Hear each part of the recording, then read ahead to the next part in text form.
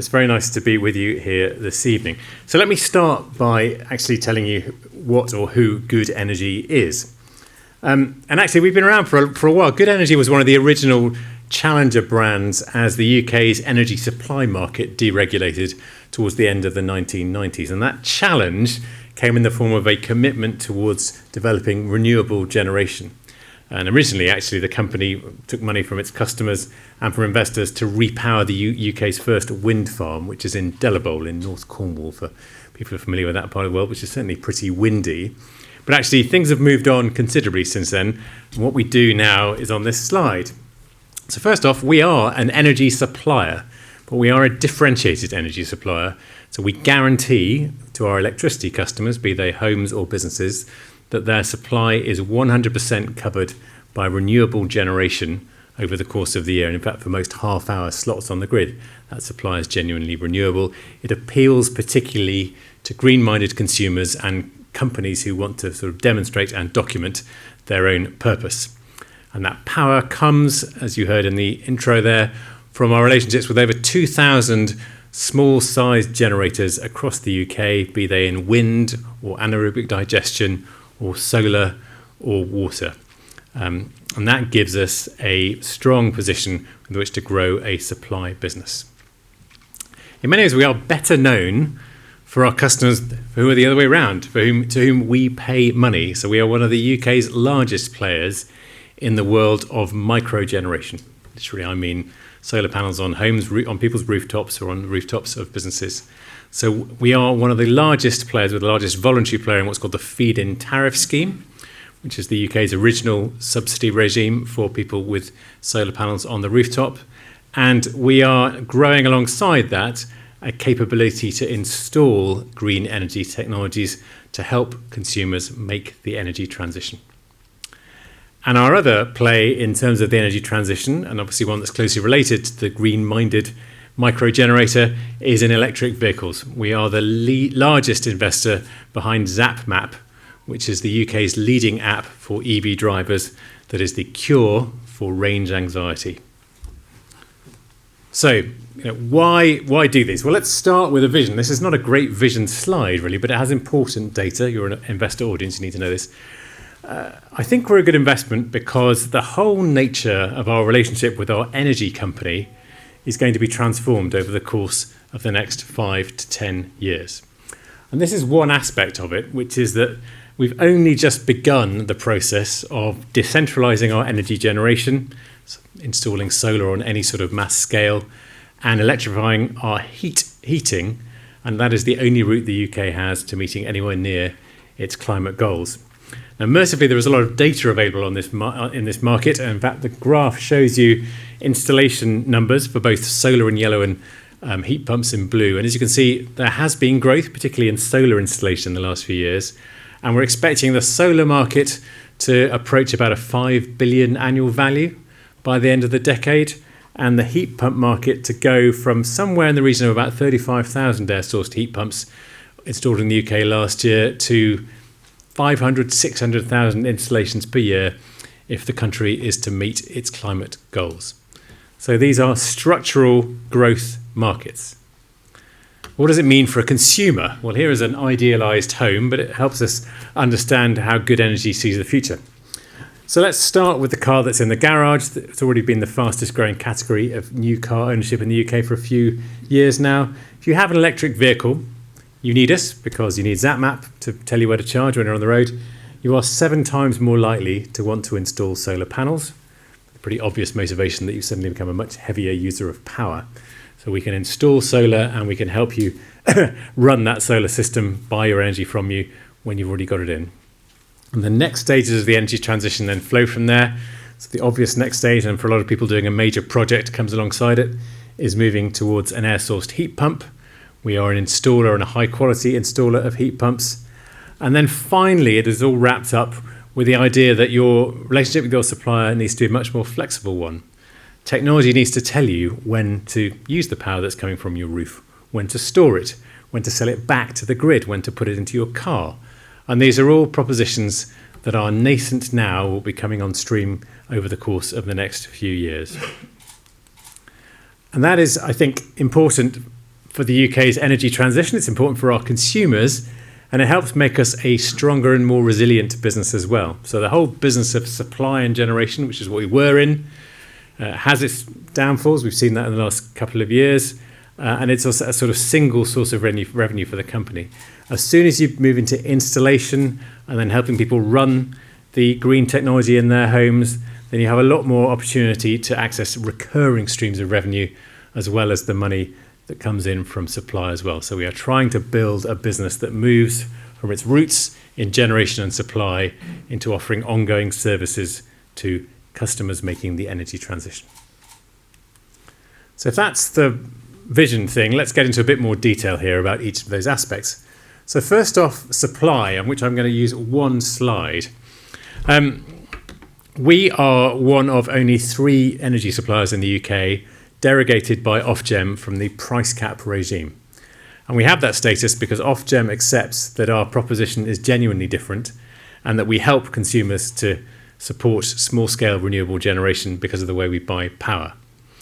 So that appeals to businesses, it appeals to green-minded customers, but all of that is meaningless if your business isn't resilient in the first place. So that first line is important. We have just been through an energy crisis which saw 60% of the energy supply businesses in the UK fail in a couple of months in late 2021.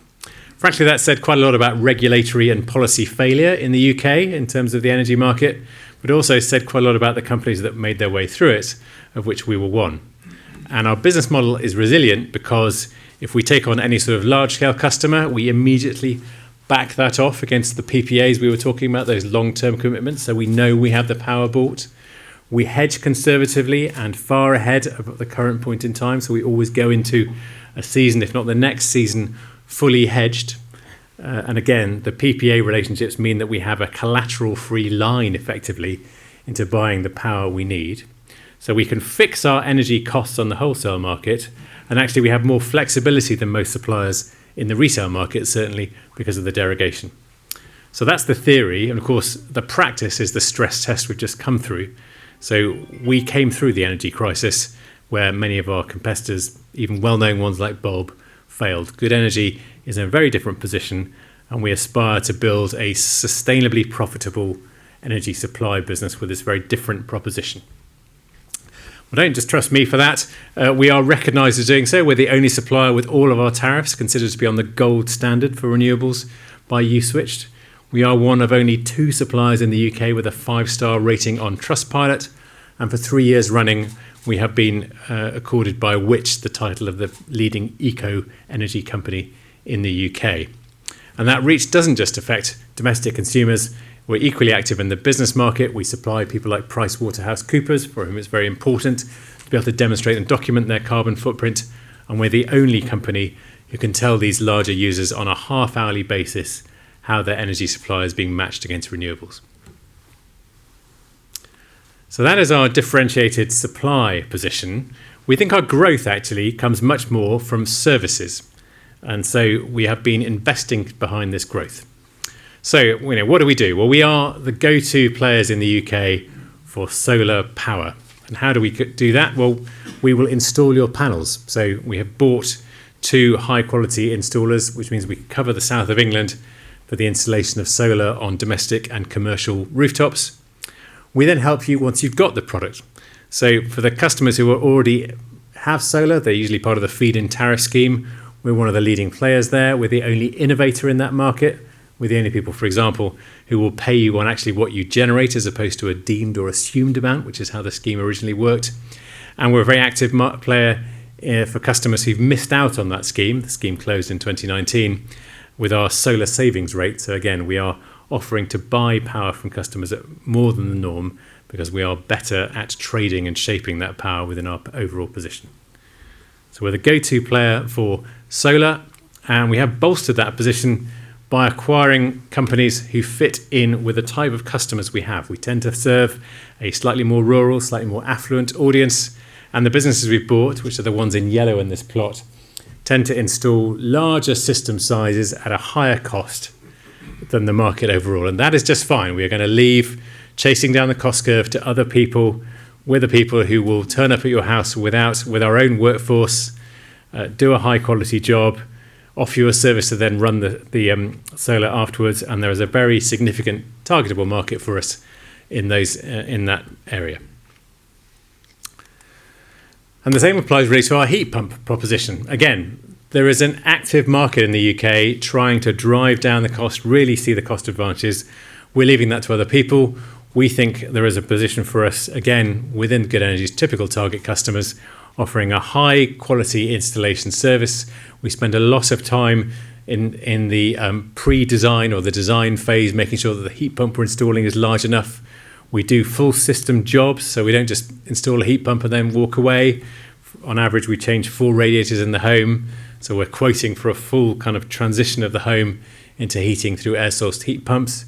And we monitor afterwards. So we're the only player who will then monitor the performance of your heat pump, which means that we can stand by the claim, which we've verified with the university study we're working with, that our heat pumps are pretty much 4 times more efficient than gas boilers in terms of the way they convert energy into heat. So solar and heat, services to help you use it, green supply, and the last element in what we do is then helping people electrify their transportation, which, along arguably with domestic and commercial energy use, is the key thing the UK needs to do to hit its carbon reduction targets. And how do we do that? Well, it's mostly through ZapMap, which if you drive an EV, you may well be familiar with. It is used by about 80% of the UK's electric vehicle drivers, and effectively it is a data app. What it does is take data from the charge point operators, from people on the road, from users contributing to the community, cleans and verifies that data, and then makes it available either through an app or through an API, which is ZapMap Spark, so allowing other people to build their product on the data, or it sells that data to people who are active in the industry. Everyone from the Department of Vehicle Licensing to all the charge point operators buy data from ZapMap. The app itself is one which is largely free to use. It maintains their penetration in the market, but it has a subscription offer, and you can also pay for your charging on about 25% of the UK's rapid chargers through it, which gives it further revenue streams. And the types of companies who are building products on ZapMap Spark are the likes of FleetCor, the fuel card fleet operator, and deals have just been signed with a parking app as well. So that is what ZapMap does. Here are some numbers. So it is, as I said, it's about 1.6 million, it's got about 1.4 million downloads at the moment, plays about 1.6 million cars on the road in the UK, with some claim to be some sort of battery power. The registered user base, 780,000. And there again, in those slides, you can see the sort of core functionality here. The idea being you can start your journey in London and drive to Edinburgh, and ZapMap will tell you where you should stop to charge your particular car, how you can pay, enable you to pay. And the map, whilst it's certainly most developed in the UK, is now becoming international. That journey from London to Edinburgh could equally be London to Lyon, and quite shortly we'll be rolling out in the US as well. So ZapMap, I think, an important asset to the electrification of transport in the UK, and one we then back up with some innovative electric vehicle tariffs which bundle in ZapMap as well, because again, EV drivers are very likely to be target customers for Good Energy. So that's what we do, and we had our financial results a few weeks ago, so I can give you an up-to-date position financial picture. That is the P&L, which is a lot of numbers, and I won't walk through. The key thing to focus on is actually, for the last couple of years, we've been quite a big business. We're at a turnover of about £250 million. That is a function of the price of energy. So we've all felt that as consumers. In fact, that revenue line and the cost of sales line will move up and down as the wholesale cost of power changes. So we're not particularly focused on that. More we can concentrate on the operating profit line. And in 2023, happily, we saw a restoration of our profitability really after the impact of the energy crisis. You can see that in the operating profit figure of 7.1 million there. Visualization is probably an easy way of looking at it. So this is how we walked across from 2022 into 23. So 22 actually had a one-off gain from ZapMap raising some money in the market, and that's reflected through the P&L. So we were almost saying to people, look, ignore that 9.2, start at 1.4. That carried quite a lot of the cost of the energy crisis in it. And what we've seen really is whilst people are using less power, or certainly using less gas over the course of the last few years, there's been a recovery in terms of pricing. Our energy is bought more cheaply, we're charging more for it, and whilst there have been some swings in terms of investment in the services side, we've returned to a more normalised level of profitability over the course of the last year. For a small company, for an AIM-listed company, profit and loss, of course, isn't everything. We should look at the balance sheet. And the key message on our balance sheet is probably at the bottom there, which is that we finished last year with over 41 million pounds of cash and little to no net debt. That's a very deliberate position. We sold our generating assets so that we could remove the debt that was attached to them and free up some capital for the investments I've been talking about, but also to put the company in a strong cash position. I wouldn't quite run away with a 40 million pound figure. Well, the notes are very important here. Some of that belongs to our customers. We're very mindful of that. It's the deposits, that is the money you keep from direct debits, and it will run down. But nonetheless, we are in a strong cash position. We have more than enough cash to withstand any further shocks in the energy market and to continue to invest behind our services proposition. So, in summary, why think about good energy, either as consumers or as investors? We are a resilient business in a marketplace that lacked for resilience, but we've shown, I think, that we know what we're doing in terms of our team and that our business model is a resilient one.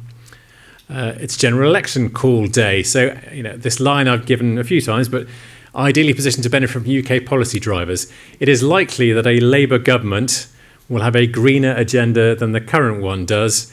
It is likely that they will begin to roll in again some of the deadlines for the end of oil-fired boilers, gas central heating boilers going into new builds, internal combustion engine cars. All of these things will be helpful to good energy.